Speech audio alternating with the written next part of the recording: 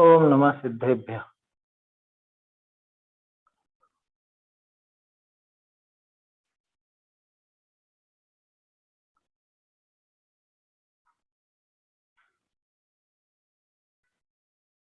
सौवर्णु सौवदंसी निम्मोहावीराय परमेष्ठि वंदितुति जगवंदारहंता भवजीवेहिं प्राणं दंसन सम्मं चारित्तं सोहि कारणं ते सिं मोक्षाराहण हेयं चारित्तं पाहुडं गोच्छे वीतराग जिन वंदो मन वचकाय चारित धर्म बखानियो साचो मोक्ष उपाय कुंद कुंद मुनिराज कृत चारित पाहुड़ ग्रंथ प्राकृत गाथा बंध की करूं वचन का पन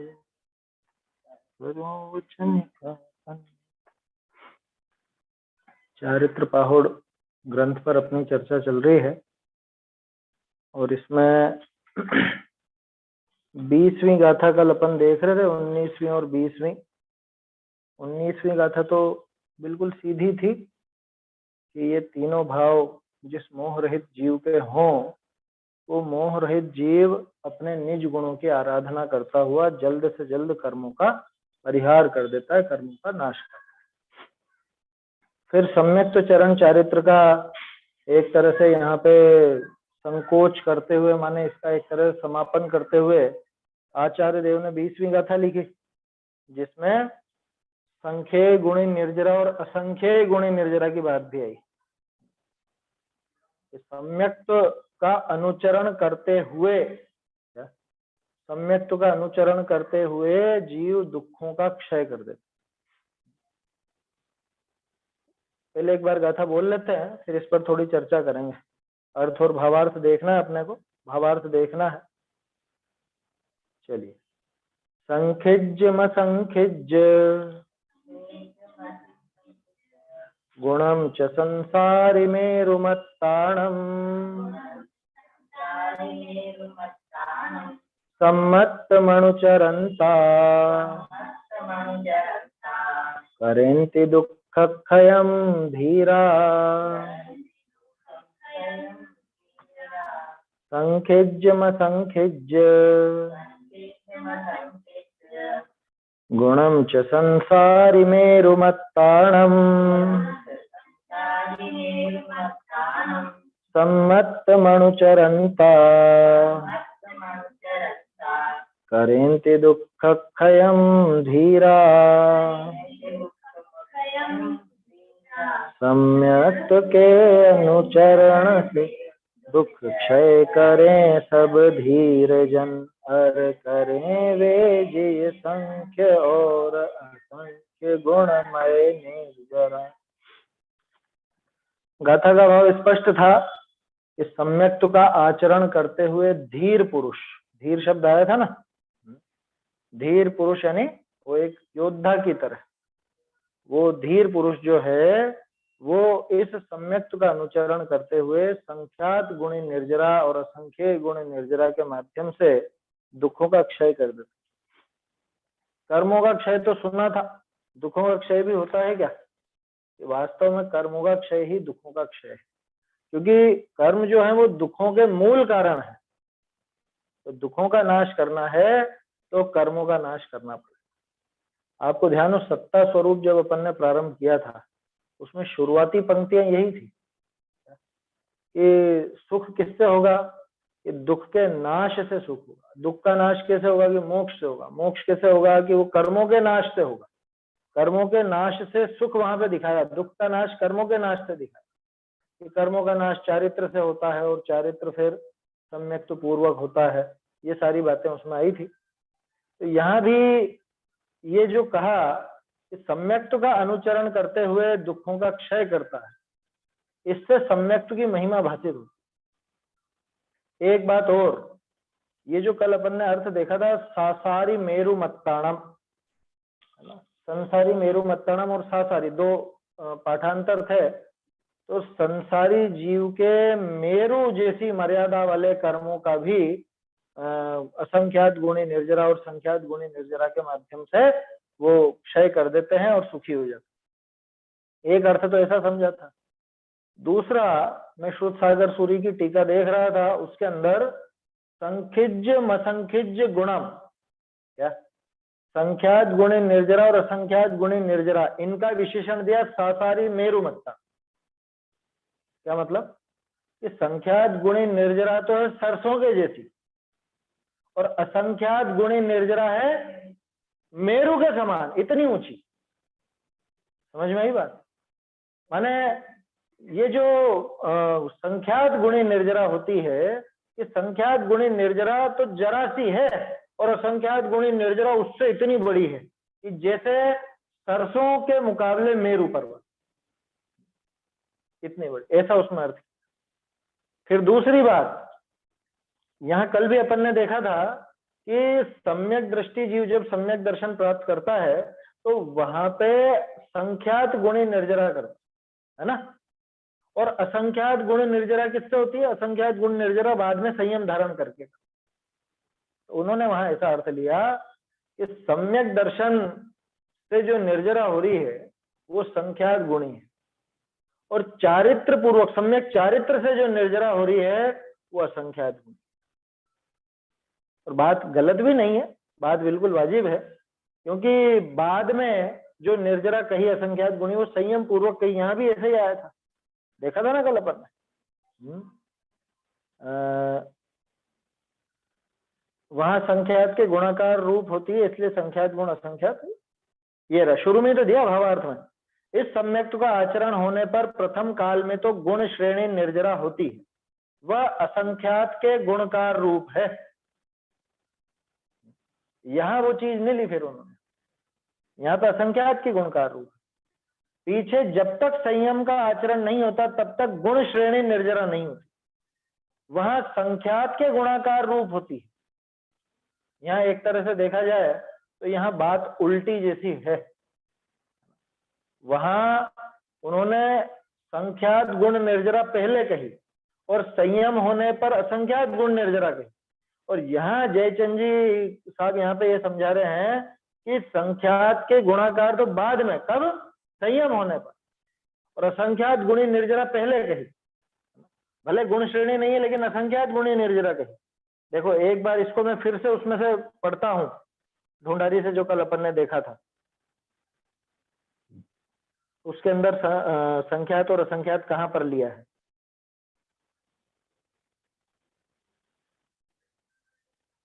इस सम्यक्त के आचरण भय प्रथम काल में तो गुण श्रेणी निर्जरा होए है, ठीक है, सो तो असंख्यात के गुणकार रूप, और असंख्यात गुणी ही होती है, टोडरमल जी ने भी लिखा है ना, असंख्यात गुणी वहां पर होती है।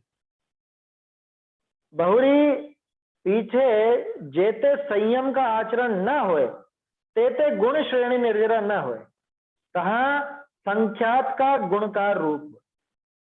ऐसे स्पष्ट है, यहाँ पे भी स्पष्ट ऐसे ही दिया है, ढूंढारी में भी। तो कहने का आशय यह है कि सम्यक्त से संख्यात गुणी निर्जरा होगी और संयम से असंख्यात गुणी निर्जरा होगी, ऐसा नहीं है। क्या कहा? सम्यक्त से संख्यात गुणी और संयम से असंख्यात गुणी, ऐसा भेद बिल्कुल भी नहीं है। वहां पे जाने कैसे वो अर्थ निकाल लिया, लेकिन वास्तव में देखा जाए तो पहले समय में जहां सम्यक दर्शन प्राप्त किया वहां असंख्यात गुणी निर्जरा थी। अब उसके बाद वो निर्जरा तो होती है लेकिन वो गुण श्रेणी निर्जरा नहीं। फिर वो गुण श्रेणी निर्जरा कहाँ होती है कि वो फिर असंख्यात गुण श्रेणी निर्जरा होती है, फिर संयम की प्राप्ति होती। समझ में आ रही बात? इस बीच में कि इस बीच में संख्यात गुणी चलती रहेगी, यहाँ ऐसा अर्थ है, और ये वाजिब भी लगता है समझ में। इसलिए वो जो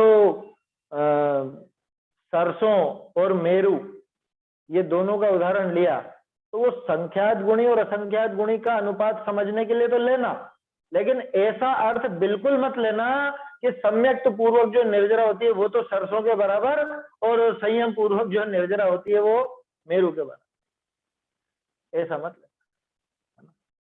हालांकि घटित करने वाले उसको घटित कर सकते हैं। कैसे घटित कर सकते हैं कि भाई आगे संयम धारण करेगा और आगे गुणस्थान बढ़ते जाएंगे तो वहां निर्जरा बढ़ती जाएगी ना, तो बात तो सही है, लेकिन इसमें सम्यक्त और संयम का लेना देना नहीं है, क्योंकि यहाँ जो सम्यक्त चरण और संयम चरण की बात है दोनों व्यावहारिक हैं, दोनों भी बाहर गए और व्यवहार से तो व्याख्या चल रही है ना ज्यादातर। यहाँ पे मुख्यतः अपन ने जो व्याख्या देखी उसमें व्यवहार का ही कथन ज्यादा है, और उस व्यावहारिक कथन में जो बात आई है माने बाहर की क्रिया की जहां बात है, तो उससे तो इस निर्जरा का कोई ऐसा विशेष लेना देना है, वहां अंतरंग की विशुद्धि से है और वो विशुद्धता के अनुसार ही वहां पे निर्जरा होती, ऐसा समझना चाहिए। देखो भावार्थ वैसे अपन ने पढ़ लिया था कल कि बचा था थोड़ा सा, मेरे ख्याल से शायद हो गया था। कर्म तो संसार अवस्था है, जब तक है उसमें दुख का कारण मोह कर्म है, उसमें मिथ्यात्व कर्म प्रधान है, ये बात हो गई थी, है ना। सम्यक्त्व के होने पर मिथ्यात्व का तो अभाव ही हुआ और चारित्र मोह दुख का कारण है, तो ये भी जब तक है तब तक उसकी निर्जरा करता है, पढ़ चुके थे, भावार्थ कल पढ़ लिया था। इसमें कोई प्रश्न या कुछ ऐसी बात हो तो जरूर आप कह सकते हैं, कुछ ऐसी बात लगे चर्चा लायक। इस प्रकार अनुक्रम से दुख का क्षय होता है, ये सीधी सी बात है कि यहाँ पहले सम्यक दर्शन जब होता है तो मिथ्यात्व आदि का नाश करके होता है और बाद में चारित्र मोह बचता है, वही बोस बचता है, तो बस उसी का नाश होगा, धीरे धीरे उसी को घटाता जाएगा, समाप्त करता जाएगा, है ना। और एक क्रम भी अपन जानते हैं, चौथे गुण स्थान में तो हालांकि अनंतानुबंधी यानी चारित्र मोह भी गया था, लेकिन उसके मुकाबले वो मिथ्यात्व भारी था, इसलिए वो मिथ्यात्व के नाश पर जोर ज्यादा दिया, मैंने उसको हाईलाइट किया। पांचवें गुण स्थान में मिथ्यात्व जैसा तो कुछ जाने का रहा नहीं, अब क्या गया, या वो अप्रत्यक्षान आवरण गई। सातवें गुण स्थान में, छठे गुण स्थान में प्रत्यक्षान आवरण चलेगी। और फिर उसके बाद क्या हुआ, उसके बाद जब श्रेणी मांडी, तब श्रेणी के समय भी, मतलब जब सातवें से आगे बढ़ने के लिए श्रेणी मांडी गई तो उसके समय भी दर्शन मोहनी में कुछ फेरबदल हुआ है, तो वहां भी दर्शन मोहनी का की निर्जरा को हाईलाइट किया जाता है। और संज्वलन किस तरह से जाता है, क्रोध जाएगा सातवें के अंत में, मान जाएगा आठवें के अंत में, माया जाएगी नौवें के अंत में, और लोभ सबसे आखिर में 10वें के अंत में, और बीच में 9 कषायों का भी क्रमशः वहां पे अभाव होता रहता है। इस तरह से वो पद्धति चलती, तो वो अनुक्रम से दुख का क्षय होता है और संयमाचरण के होने पर सब दुखों का क्षय होएगा ही। संयम चरण के बिना करके बता दो, अरे उसके बिना क्यों करके बता दो, होता ही नहीं, तरीका ही नहीं है ना, संयम चरण बीच में आएगा ही आएगा। ये कुंद कुंदाचार्य देव सम्यक्त और संयम दोनों की बराबर संधि बैठा रहे हैं चारित्र पाहुड़ में, है समझ। इसलिए जो लोग ये सोचते हो कि चारित्र की तो बात ही नहीं है, चारित्र की तो बात ही नहीं, कुंद कुंदाचार्य देव खुद कह रहे भाई सम्यक्त चरण और उसके बाद संयम चरण, इन दोनों पूर्वक, इन दोनों का भली भांति अनुचरण करके वो संयमाचरण भी शीघ्र होता है और उसका क्षय होता है। खास बात ये थी, सम्यक्त का महात्म्य इस प्रकार है कि सम्यक्ताचरण होने पर संयमाचरण भी शीघ्र ही होता है। सम्यक्त चरण हो गया उसके बाद संयम चरण भी बहुत जल्दी, उसमें देर नहीं लगी। इसलिए सम्यक्त को मोक्ष मार्ग में प्रधान जानकर इसी का वर्णन भले किया, आया समझ।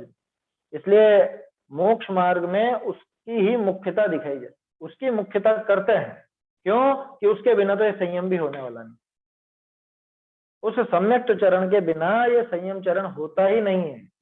कि नहीं कोई धारण कर ले तो ये धारण करना कैसा होता है, वो बाहर की क्रिया से समझते हो क्या सम्यक, कि वास्तव में तो यहाँ सम्यक तो हो अंदर में, तो बाहर में वो फिर संयम धीरे धीरे आता है अपने क्रम के अनुसार, और तभी आता है, उसके बिना नहीं आएगा। कि उसके बिना भी देखा हमने तो बहुत सोने व्रत आदि तो अंगीकार कर रखे हैं, प्रतिमाएं तो ले रखी कि वो ऊपरी दिखावे की हैं, वो वास्तविक नहीं, संयम नाम नहीं मिलेगा उसको। भले आप कह दो कि इन्होंने संयम धारण कर रखा है, नहीं धारण कर रखा। संयम का धारण सम्यक्त के बिना संभव ही नहीं है, उसके बिना वो संयम नाम पाता ही नहीं है। वो तो प्रतिमा का नाम है, प्रतिमा की परिभाषा है। तो उसमें भी सम्यक तो पहले है, बिना सम्यक दर्शन के होगा नहीं। तो इस तरह से ये सम्यक तो चरण का चैप्टर पूरा हुआ। अब दूसरे प्रकार का चारित्र जो आचार्य देव ने कहा था, 2 प्रकार के चारित्र बताए थे, एक सम्यक्त चरण और एक संयम चरण। तो सम्यक्त चरण की बात तो हो गई, अब संयम चरण की बात यहाँ पर आगे। संयम चरण चारित्र को कहते हैं दुविहम संयम चरणम सायारम तह हवेणिरायारम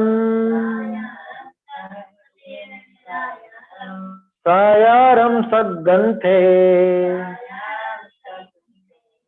परिग्रहारहि खलु निरायारम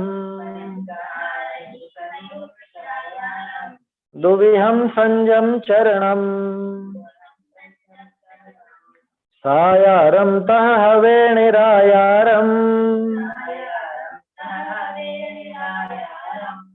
सायारम सग्गंथे परिग्रहारहि खलु निरायारम सागार अनगार से यह द्विविध है संयम चरण। सागार हो सग्रंथ और निर्ग्रंथ हो अनगार। देखिए दुविहम संयम चरणम, पहले चारित्र की बात करी थी कि चारित्र 2 प्रकार, सम्यक्त चरण और संयम चरण। अब कह रहे हैं संयम चरण भी 2 प्रकार का। संयम चरण दुविहम कैसा? सायारम तह हवे निरायारम।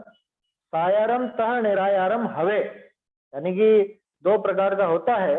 एक तो सागार, साकार नहीं है, सागार। बहुत से जो प्रारंभिक रूप से प्राकृत देख रहे हो तो उनको कंफ्यूजन हो सकता है, क्योंकि प्राकृत में साकार के लिए भी सायार शब्द आएगा और सागार के लिए भी सायार शब्द आएगा, है समझिए। सायारम तह हवे निरायारम माने 2 प्रकार का संयम चरण, एक तो सागार संयम चरण और एक निरागार संयम चरण। निरागार शब्द कहीं और सुना क्या? अनगार सुनते हो ना, अनगार, अनगार माने निरागार, एक ही बात है। निरागार बोलो या अनगार बोलो। सायारम सग्रंथे, सागार कैसा होता है कि सग्रंथे, ग्रंथ सहित होता है। अच्छा, जिनके पास बहुत ग्रंथ हो सागार है, सग्रंथ। ग्रंथ माने परिग्रह, ग्रंथ माने गांठ। कौन सी गांठ? ये परिग्रह की गांठ, कि जिसके परिग्रह की गांठ लगी हुई है, ऐसा सायारम, ऐसा सागार होता है, सग्रंथ होता है क्या? सग्रंथे। और फिर उसके बाद निरायारम यानी निरागार कैसा होता है? खलु परिग्रहारह्यम, कि परिग्रह से रहित निरागार। गाथा बिल्कुल स्पष्ट है, कोई कठिनाई नहीं है, आसानी से समझ में आने जैसी है।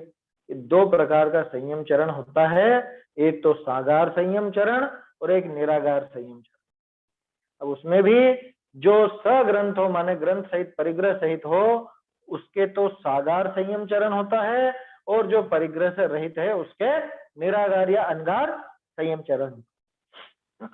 अब इसमें एक चीज और विचार करने की है, बहुत लोगों को आश्चर्य होता होगा, अरे संयमी, संयमी माने तो मुनिराज, क्या संयम तो उनके होता, गृहस्थ के भी कोई संयम हो सकता है क्या? यहाँ कुंदकुंदाचार्य देव स्पष्ट कह रहे हैं कि तुमसे पूरा संयम नहीं पाला जाता तो तुम देश संयम का पालन, तुमसे निरागार संयम चरण नहीं साधा जाता तो तुम सागार, तुमसे निरागार संयम चरण नहीं साधा जाता तो तुम सागार संयम चरण को धारण करो। सागार संयम चरण तो हो, है समझ में? माने विकल्प मौजूद है। याद कीजिए आत्मानुशासन की बात, क्या कहा था आचार्य देव ने कि हम तेरी सुकुमार क्रिया करें, हम तुझे सीधा रास्ता बताएंगे, हम तुझसे घर नहीं छुड़वा रहे, हम तुझसे तेरा परिग्रह नहीं छुड़वा रहे, लेकिन इसमें तू ये, अब इस बात को वहां जोड़ दो इसमें तू ये सागार जो संयम चरण है इसका साधन, इतना तो कर भाई, इतना तो धर्म का पालन कर, इतना तो तू संयम का धारण कर। देखिए छोटा सा ही इसका अर्थ दिया है, इसको पढ़ लेते हैं ढूंढारी से।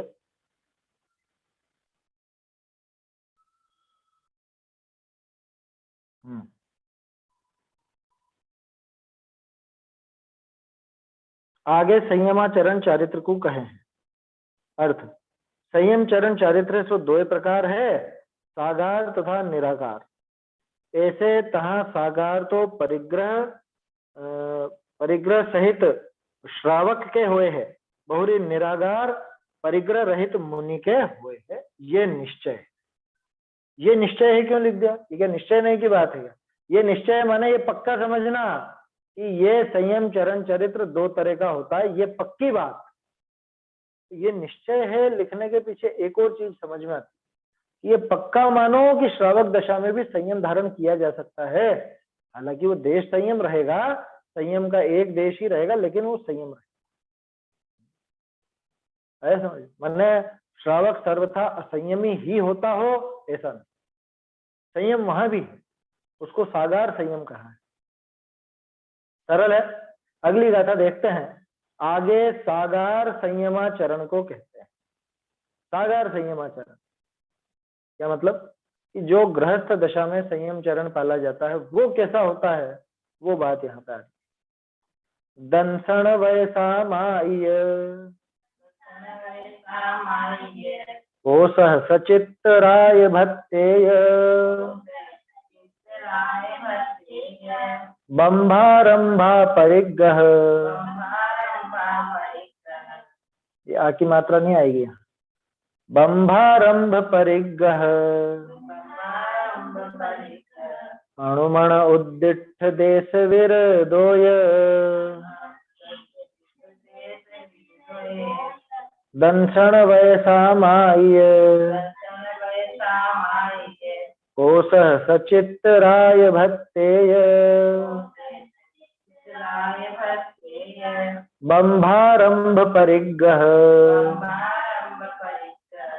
अणुमण उद्दिष्ट देश विरदोय।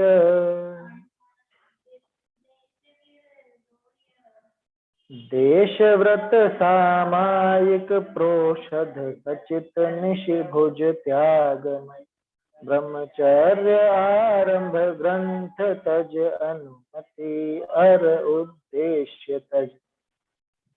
गाथा पढ़ते ही सबको समझ में आ गया होगा क्या कहना चाह रहे हैं यहाँ। 11 प्रतिमाओं के नाम है।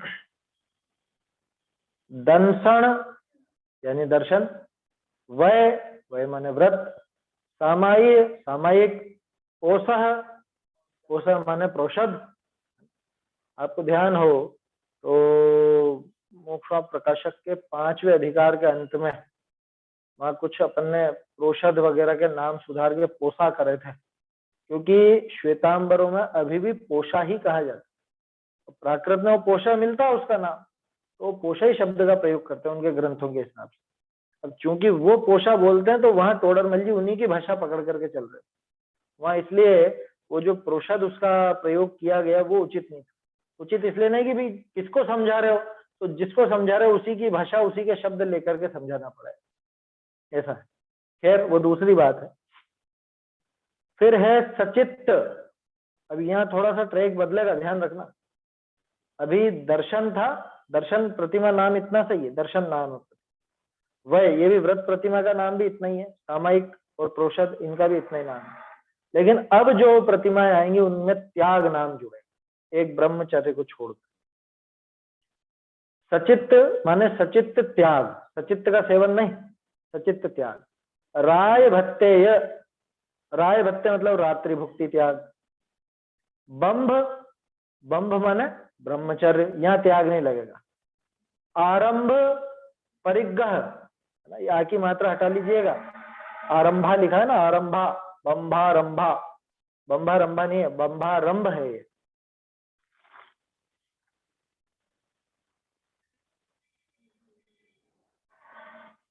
बंब आरंभ, ब्रह्मचर्य है ना, ये तो अलग हो गई। आरंभ परिग्रह, आरंभ परिग्रह एक साथ नहीं, आरंभ त्याग अलग, परिग्रह त्याग अलग। अनुमण, अनुमण मतलब अनुमोदन है ना, ये तो स्पष्ट है। अनुमति, अनुमोदन। उद्दिष्ट माने उद्दिष्ट, समझ में आ रहा होगा। यहां भी त्याग लगेगा, उद्दिष्ट त्याग। ये हो गई 11। मेरे ख्याल से जो भी अभी बैठे हैं 11 प्रतिमाओं के नाम तो सबको ध्यान होंगे ही सही, नहीं भी हो तो एक बार देख करके रिपीट कर लेना।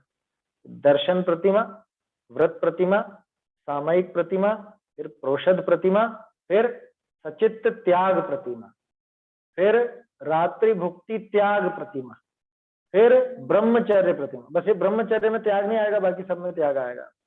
फिर ब्रह्मचर्य के बाद आरंभ त्याग प्रतिमा, फिर परिग्रह त्याग, फिर है अनुमति त्याग, और फिर है उद्दिष्ट त्याग। उद्दिष्ट त्याग प्रतिमाधारी जो श्रावक है वो उत्कृष्ट श्रावक होते हैं और उनको एलक कहा जाता है ना। एलक शब्द और क्षुल्लक शब्द के संबंध में अपन ने पहले एक बार काफी अच्छी चर्चा हुई थी, है ना, बढ़िया चर्चा हुई थी। अंकुर भाई ने बताया था कुछ, तो अपन ने देख करके और फिर विस्तार से उसकी बात की थी। मूल में वो चेलक शब्द था, जो एलक हो गया। मूल में क्या था? एलक के लिए दूसरा नाम क्या था? ये ध्यान, आर्यक, आर्यक था, और उसी का स्त्रीलिंग बना था आर्यिका। आया समझ में? तो उसी को, उसका भ्रंश होकर के आर्यक का तो एलक हुआ, ऐसा कह सकते हैं। और इधर एलिका होना चाहिए था, जो कि चेलिका था पहले, है ना। एलक और एलिका, अथवा चेलक और चेलिका, अथवा आर्यक और आर्यिका, ऐसा। क्षुल्लक, क्षुल्लक का मूल नाम था क्षुद्रक, है ना। तो क्षुल्लक दीक्षा के संबंध में बहुत बढ़िया पॉइंट उसके अंदर उठाया गया था कि जो उच्च कुल का है उसको क्षुल्लक दीक्षा नहीं। क्षुल्लक दीक्षा तो सिर्फ उन्हीं के लिए है कि जो मुनि दशा धारण नहीं कर सकते। क्षुल्लक दीक्षा सिर्फ उनके लिए जो मुनिपना धारण नहीं कर सकते, माने जिनके कुल आदि की बाधा आ जाए मुनिपने के बीच में, तो उनके लिए क्षुल्लक दीक्षा है। बाकी अगर कोई जैन है तो जैन कभी क्षुल्लक दीक्षा नहीं लेगा, वो एलक दीक्षा लेगा, क्योंकि आगे उसको अचेलक होने की संभावना है। क्षुल्लक दीक्षा दी उसको जाती थी कि जो मुनि नहीं बन सकते। जैसे कोई शूद्र हो, अब वो शूद्र है लेकिन जैन धर्म का पालन करते करते वो श्रावक तो हो सकता है, वहां तक तो पहुंच सकता है 11वीं प्रतिमा तक, लेकिन वो मुनि नहीं बन सकता। आया समझ? ऐसी बात थी वहां। किसी के कोई शारीरिक दोष हो, कुल का दोष हो, ऐसी कोई बात हो, तो उसके संबंध में वो बातें थी। बढ़िया लेख था, अपन लोगों ने चर्चा की थी उसके संबंध में, अच्छी बात हुई थी। मेरे ख्याल से शायद सूत्र पहाड़ के बीच में हुई थी ये चर्चा, है ना, सूत्र पहाड़ के समय पर हुई। हाँ, वहां पे आर्यिका के संबंध में जो गाथा है आखिर में, उस समय हुई थी बात। चलिए, तो ये 11 नाम है, 11 प्रतिमाएं हैं। अब कितना सीधा, कौन कहता कुंदकुंदाचार्य ने श्रावकाचार्य का वर्णन नहीं किया?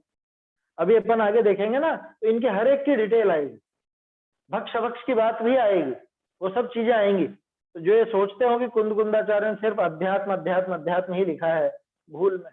कुंदकुंदाचार्य ने चरणानुयोग भी दिया है।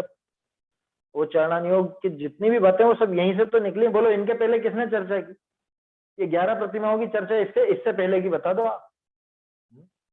चारित्र पहुड़ से पहले कहीं पर 11 प्रतिमाओं के नाम आदि आए हो तो बता दीजिएगा, अपन उनका स्वीकार कर लेंगे। कुंदकुंदाचार्य अध्यात्म के प्रणेता भी हैं और चरणानुयोग के और खासतौर पर श्रावकाचार्य के प्रणेता है, क्योंकि श्रावकाचार्य की बात तो यही है ना।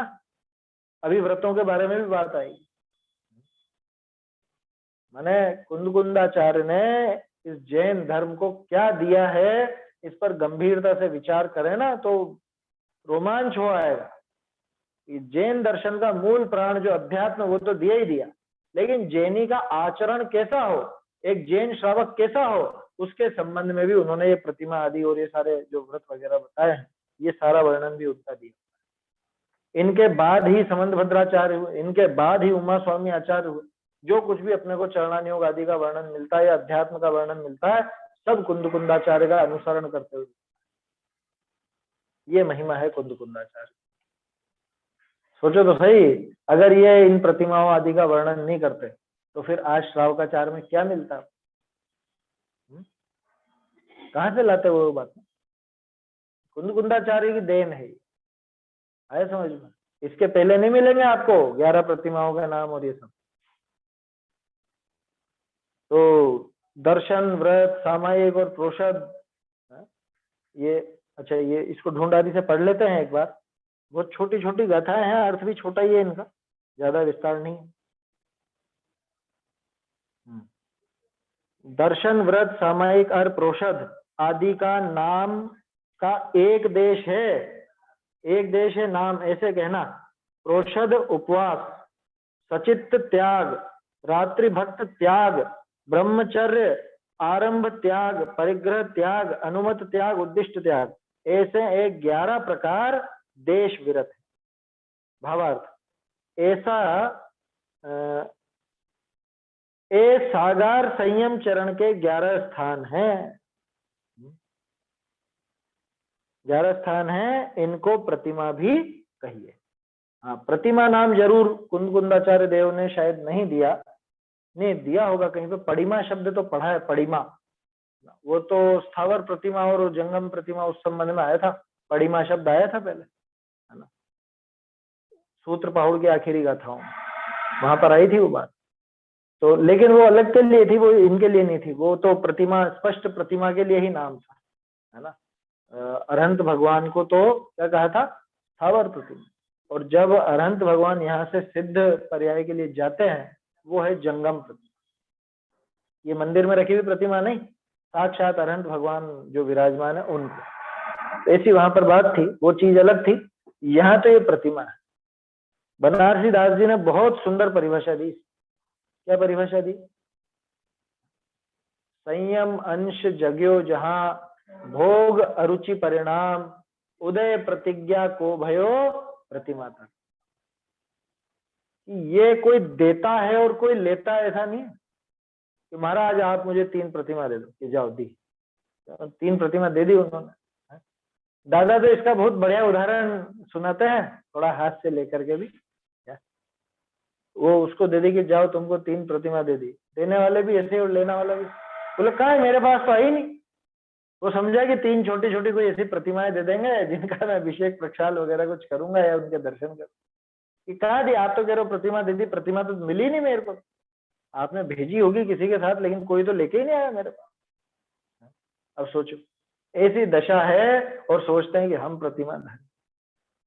खैर वो तो एक उदाहरण है हास्य का, लेकिन वास्तव में विचार किया जाए तो कोई लेने और देने की चीज नहीं होती। पुराणों में इस तरह का कथन आपने पढ़ा होगा कि गुरु ने उसको सम्यक तो दिया, सम्यक चारित्र दिया, व्रत दिए, प्रतिमा दी। तो ये देने और लेने का क्या चक्कर है? वास्तव में इस जीव के स्वयं ही संयम जागता है अंदर, संयम का अंश जागता है। असली संयम तो मुनिराज का है, यहाँ तो संयम का अंश जागा है। क्यों? कि कषाय का अंश नाश हुआ ना, कषाय के अंश का नाश हुआ तो बदले में संयम का अंश प्रकट हुआ। तो संयम अंश जग्यो जहां, और जहां फिर इसको भोग और अरुचि के परिणाम, मतलब भोगों के प्रति अरुचि का परिणाम होने लगा। पहले तो भोगों में रुचि थी, इसको बहुत पसंद आते थे, खाना पीना, नाचना गाना, ओढ़ना पहनना, घूमना फिरना, बातें लड़ाना, ये सब चीजें खूब पसंद आती थी। और अब क्या वो उन सब भोगों के प्रति इसको अरुचि सी होने लगी। भोग पूरी तरह छूटे नहीं है, साथ ही है, खाना पीना अभी भी नहीं छूटा, लेकिन अब वैसी रुचि नहीं रही, मन फट गया। अब जब ये पता चला कि भाई मैं तो खाने वाला पदार्थ ही नहीं हूं, इस बात की दृढ़ श्रद्धा हो गई, सम्यक दर्शन हो गया, उसके बाद फिर उसको क्या भोगों के प्रति बहुत रुचि रहेगी? जब ये जान लिया कि एक द्रव्य दूसरे द्रव्य का करता धरता हरता है नहीं, मैं इन सबसे न्यारा हूं, तो उन भोगों के प्रति या समझ लो अपने परिवार जन आदि के प्रति, उनके प्रति कितनी रुचि रहेगी? हाँ ठीक है, चारित्र मोह की वजह से राग आदि थोड़े रहेंगे, लेकिन वो अंदर से रुचि तो टूट जाती है।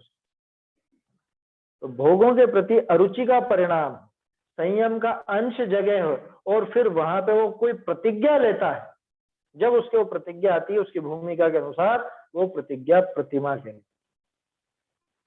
और ऐसी प्रतिज्ञा ये 11 तरह की। हालांकि 11 भी बहुत मोटा मोटा वर्गीकरण है, एक एक में भी बहुत विस्तार आएगा। जैसे व्रत प्रतिमा है तो व्रत प्रतिमा में 12 प्रकार के व्रत दिखेंगे आप, तो 12 प्रतिज्ञाएं तो वही हो गई। दर्शन प्रतिमा में अलग अलग प्रतिज्ञाएं नजर आएंगी, सप्त व्यसन के त्याग की, अष्टमूल गुणों के पालन की, और जो भी आ जाता है वर्ण। ऐसे वो ये जो छठी प्रतिमा है, क्या नाम है छठी प्रतिमा का? रात्रि भुक्ति त्याग, है ना।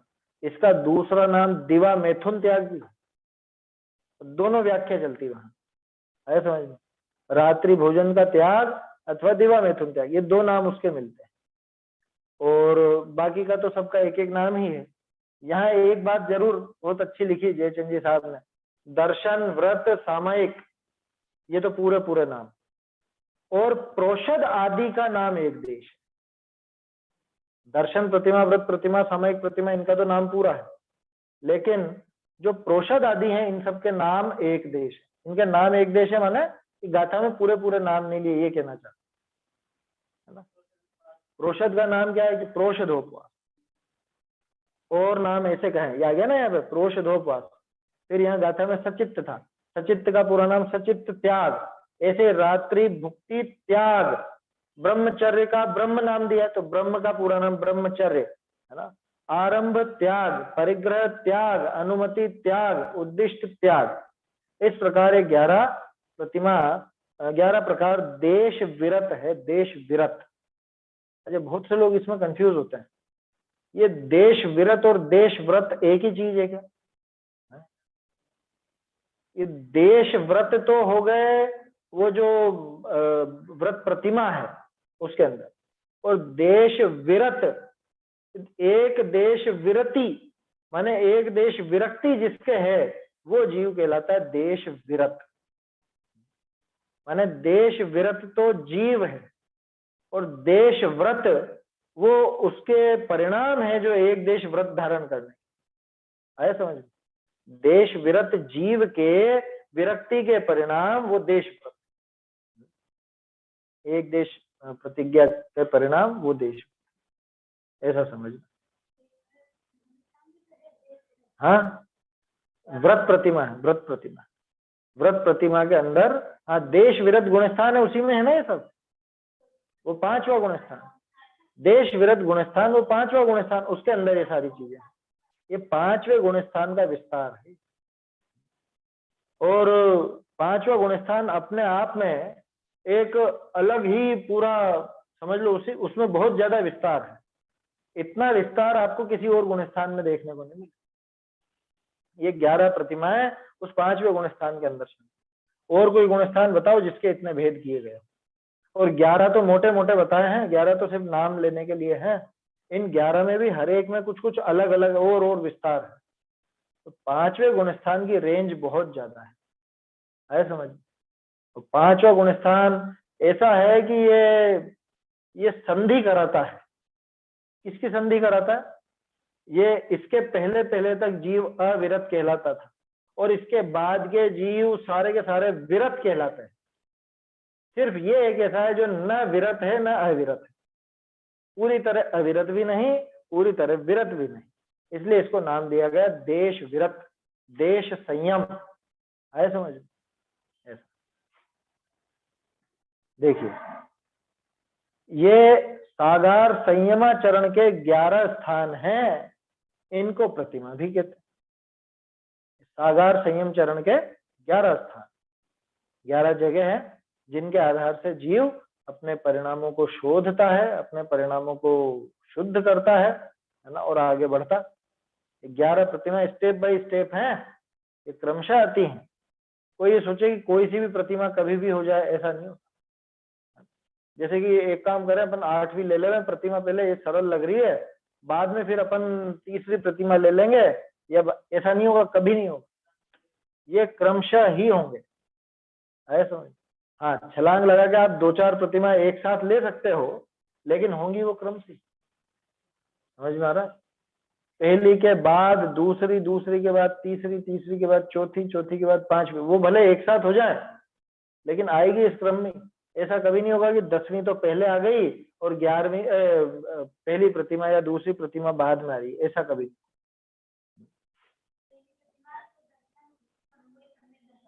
हाँ, ये 5वीं प्रतिमा तक क्या रात को पानी वानी पी सकते हैं? देखो एक सेकंड है,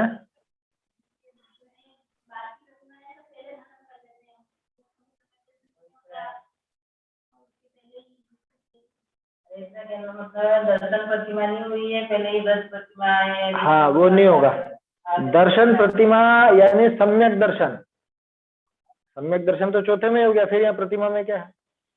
यहाँ प्रतिमा में उसके साथ रहने वाले जो बाहरी रूप उसके नजर आते हैं, जैसे 7 व्यसन का त्याग, अष्टमूल गुण। अब अष्टमूल गुण की भी अलग अलग तरह की व्याख्या चलती है शास्त्रों, उन सबका बराबर वो पालन करता है। कहने का अर्थ है कि सम्यक दर्शन का बाहरी रूप इसमें दिखता है, तो वो दर्शन प्रतिमा यहाँ पर होती। तो ये चीज तो चौथे गुण स्थान में भी थी। अंतर क्या आया?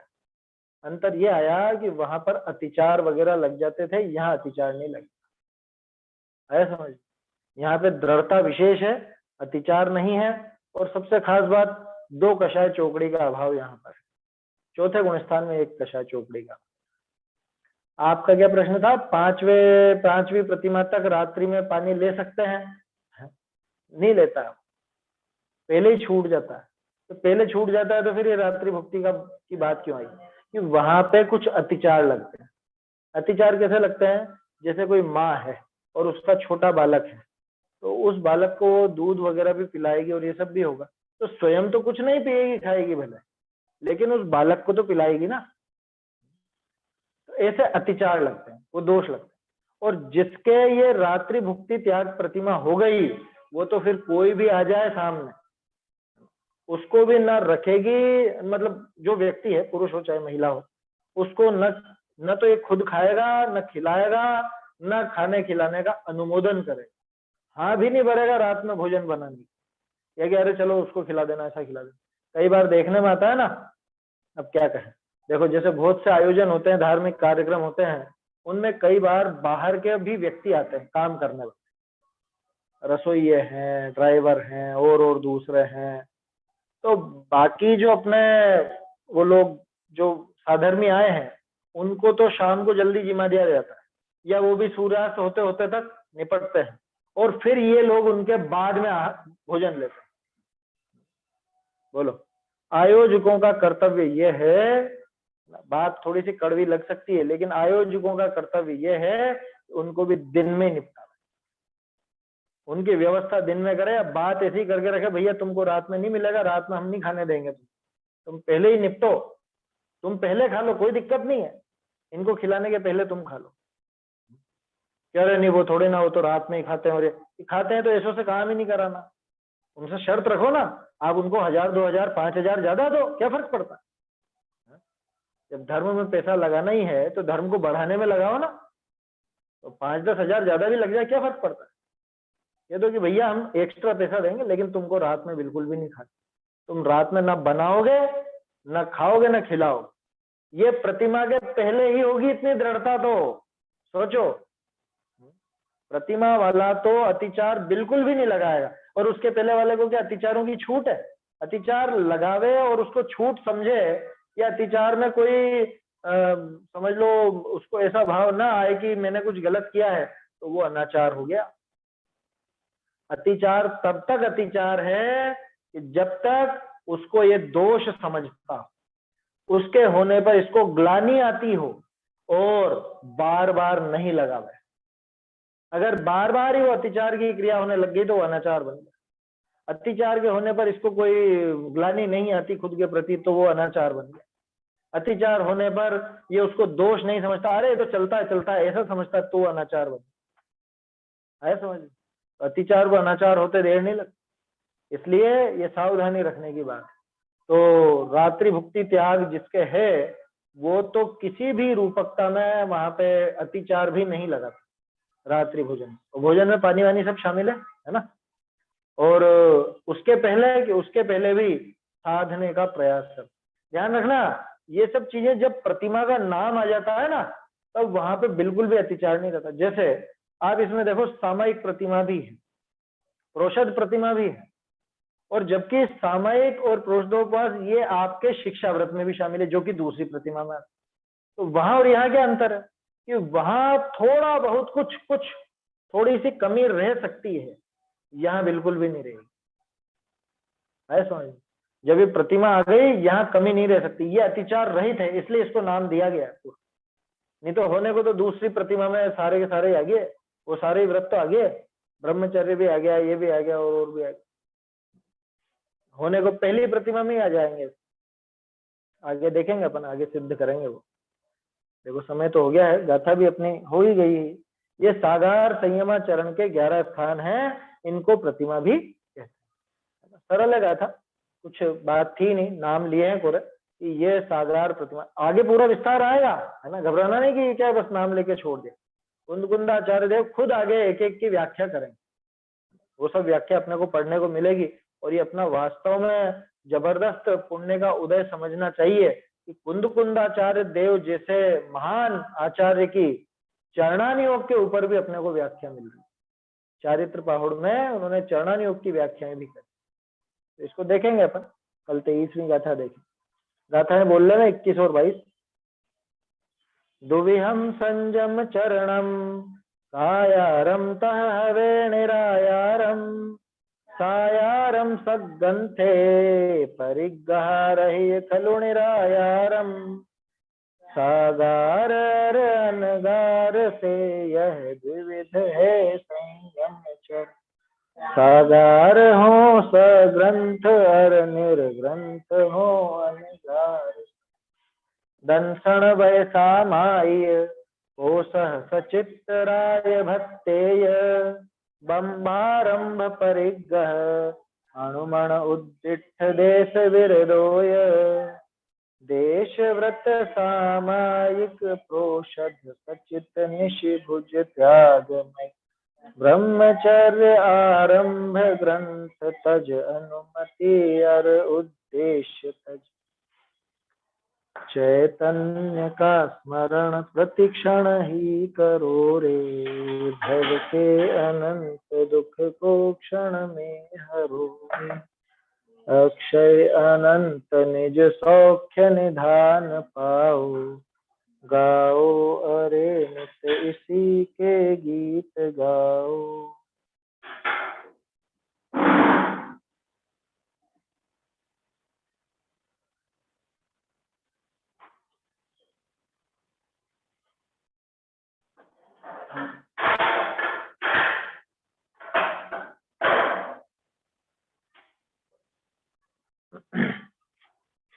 जिनवाणी स्तुति।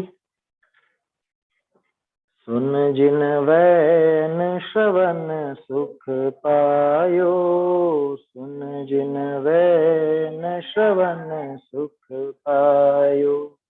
नस्यो तत्व दुर अभिनिवेश तम नस्यो तत्व दुर अभिनिवेश तम। स्याद उजास कहायो चिर विसर्यो लयो आत्म रेन। सुन जिन वैन श्रवण सुख पायो सुन जिन वैन श्रवण सुख पायो। दयो अनादि असंजम दवते दयो अनादि असंजम दवते। लहि व्रत सुधा सिरायो धीर धरी मन जीतन में। सुन जिन वैन श्रवण सुख पायो सुन जिन वैन श्रवण सुख पायो। भय विभाव अभाव सकल अब भय विभाव अभाव सकल अब।